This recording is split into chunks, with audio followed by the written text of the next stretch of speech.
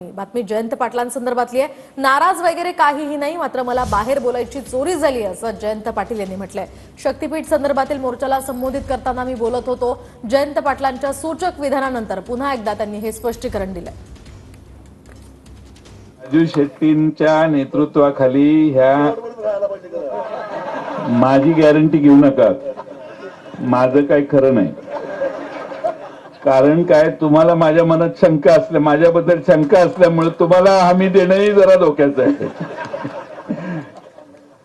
यांना 100 वेळा सांगत होतो आघाडीकडून उभा राहावा।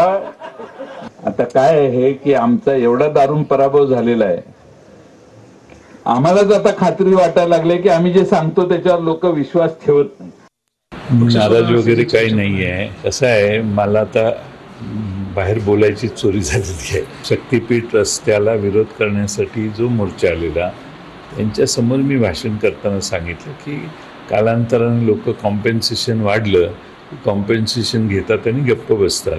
त्यामुळे तुमचं सगळ्यांचं नक्की आहे का? आणि राजू शेट्टींनी हे हातात घेतलंय, हा झेंडा हातात घेतलाय म्हटल्यावर काही काळजीचं कारण नाही।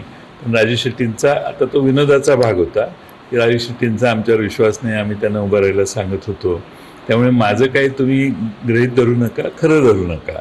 तुम्ही तुमचं आंदोलन कंटिन्यू करा, तुमच्या आंदोलनाला आमचा पाठिंबा आहे, अशी त्यातली ही भावना होती।